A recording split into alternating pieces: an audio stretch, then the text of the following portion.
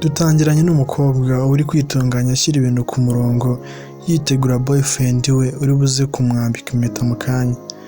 Ako kanya akiri aho ngaho yumvishe urusaku rw'abantu bari gusakuza hanze two gusohoka agiye kubareba. Akigera hanze yaratunguwe cyane, yasanze boyfriend we ndetse nk'uwo yafataga nk'inshuti ye magara bafatanya bameze nk'aho bari kumuca inyuma. Ibyo ni biki murimo? Rwose tubabarire, reka tugusobanurire uko bimeze. Umukobwa ati reka ntabwo mbyumva, ibyo ni biki mwari murimo? Kuko abantu nkawe, kuko nawe inshuti yanjye nizeye. Ati reka rwose reka tugusobanurire uko byari bimeze. Ati umukobwa ati reka nta kintu numva rwose, muramemukiye cyane. Ubu bivuze ngo nta muntu n'umwe nzongera kwizera kuri iyi si. Nawe boyfriend wanjye ubungubu ndakwanze guhera, ubu n'impeta wari ugiye kunyambika ubungubu ijyana rwose, ntabwo nyigukeneye iruhande rwanjye, genda sinshaka kongera kuzakubona ukundi. Uwo mukobwa yararakaye disi ko yakekaga ko barimo baramuca inyuma. Ati nimugende sinshaka kongera no kuzabona mu maso yanjye. Ati nitwa Roza, iyi ni inkuru yanjye y'urukundo. Reka turebe aho ibi byose byatangiriye. Dutangirana n'abakobwa babiri baba bari mu nzu barimo baraganira. Umwe ari kuvuga ati rwose ni ibintu byiza kubona uyu munsi boyfriend wanjye agiye kuza kuntungura nanjye akanyambika impeta. Disi yari yatangiye no kurira bitewe n'amarira y'ibyishimo.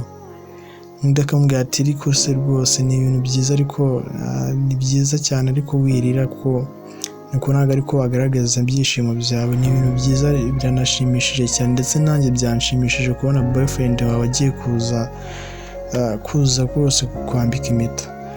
Ati uwo ninde ukomanze? Ati ntacyo, reka ngende ndebe uwo muntu urimo urakomanga, ndaje. Ubwo umukobwa yagiye kureba uwo muntu, ageze hanze asanga ni boyfriend we waruje.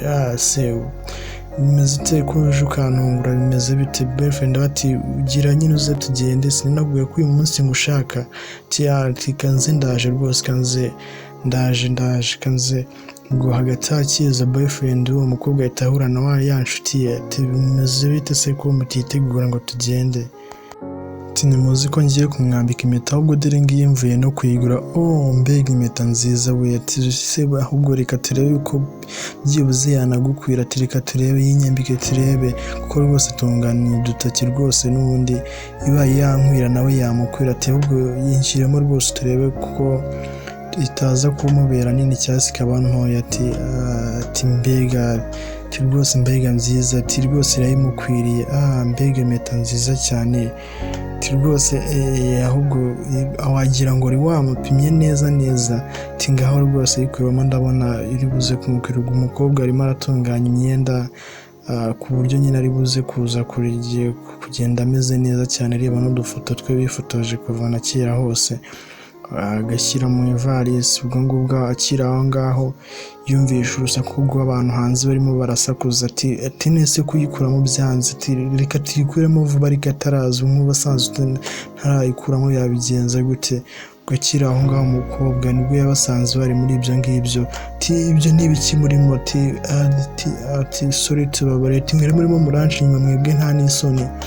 Mbega ati rwose nta muntu n'umwe nzongera kwizera kuri iyi si, mwese muri abagome.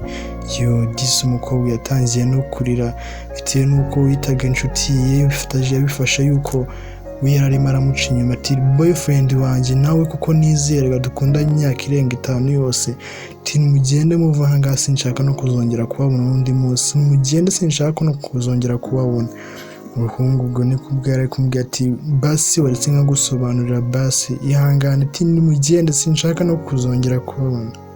Ubwo umukobwa disi byaramucanze ndetse asigara n'ababaye cyane bitewe n'uko yafataga nk'inshuti ye. We yari yibwiye yuko barimo baramuca inyuma. Ubwo bahita batuzana nyuma y'iminsi ataho uwo mukobwa yahise arwara, ndetse iyo nshuti ye n'ubundi akaba ariza kumurwaza.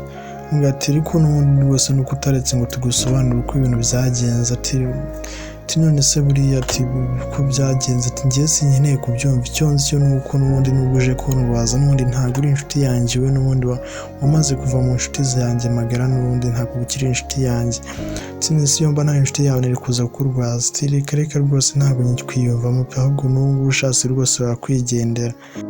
Disi umukobwa disi yari yarabirakiriyemo bitewe n'uko iriyo ifashe seriye, ubifata nk'aho ari ibintu biri seriye nyamara atari byo. kuzana ku wundi munsi bari kwereka ko umukobwa yarembye cyane ndetse na boyfriend we yaraje ari nawe umurwaje. Bikaba bisa nk'aho umukobwa yari asinziriye, ariko hagati aho ngaho ya nshuti ye na boyfriend bakaba bari kumwitaho. Umukobwa mu gukanguka, uyu ninde muse muri mu biki mwaje hano gukora iki? Wowe sinakwiyamye kweri, ariko ibi ni ibiki murimo murankorera? Sinababwira ngo ntimuzongere no kugaruka hano mwese kwe, njye simba shaka mu buzima bwanjye, niba nanarwaye nimundeke mfate. Se uri muri yumva ute ntihangane uri buze gukira disi. Disi umusore yari akimukunda ati sibyo ni ibiki urimo uravuga ko ngiye nkigukunda kandi ko nakubwiye kumureka tugusobanurira ukabyanga. Ati basi reka tugusobanurira uko byagenze. Umusore yatangiye kumbwira ati rwose buriya nubwo yabonaga kuriya ariko iriya metabla twari turimo turayigira. Ati basi dore singiri aracyarana yambaye. Umukobwa disi yaratunguye amaze kumenya ukuri. Ati se ni gutyo byibuze byari bimeze? Umukobwa yasi yimvumbura gusa bakiri aho ngaho bose bumva abantu barimo barasuhuza. Umukobwa akiri aho ngaho yese abona nta bantu benshi nyine baje b'ababyeyi bati twe tuje. Umusore yatubwiye ko uyu munsi ari buze kukwambika impeta, twebwe twe tuje nyine kugira ngo tubashyigikire nyine mu rukundo rwanyu, mumaze igihe mukundana n'ibyiza nyine. Ati rwose twe tuje ngo batere ivi nyine kabisa bigende neza. Ubwo umusore niko kubwira umukobwa ati rwose niko bimeze, ahubwo uyu munsi rwose niko bimeze, ngomba kukwambika impeta pe. Ahubwo biriya rwose nubwo wabirakariye ariko ntureba ko niya mpeta kiyambaye kweri rwose biriya ntubifate nk'ibintu byari birisere, kuko twari turi kwigira kugira ngo turebe yuko iyi mpeta iri buze kugukubera, kuko nyine munganya udutoki nyine ni ibintu nyine bisanzwe twari turi kwigira. Rwose ntubifate nk'ibindi bintu birenze pe.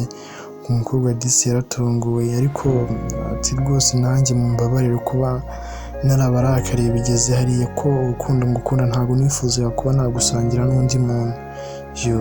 Disi umukobwa yarishimye bitewe n'uko yabonaga nyine biri kuba hari ibintu bidasanzwe, ariko ati rwose mumbabarire cyane ntabwo bizongera kuba, ntabwo nzongera guhubuka kuriya, nanjye mbabarire kuba ntaraguteze amatwi.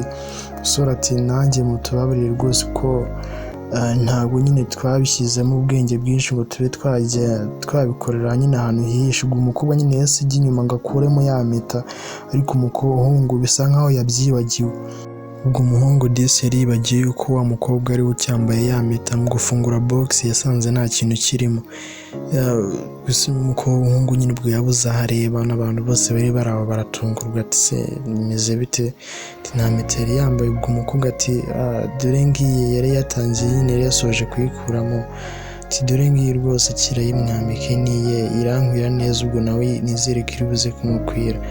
Umuhungu niko kureba umukobwa mu maso ati rwose ni umunsi nari dutegereje twembi, se witegura kuba umugore wanjye? Umukobwa ati yego nibyo ndabyemera. Disi umukobwa nyine ubwo bamwambitse impeta niko kwishima cyane, n'abari baraho bose barishima. Ubwo bahita batangira gusomana nyine hagati aho ngaho nyine abari baraho bose bakoma amashyi.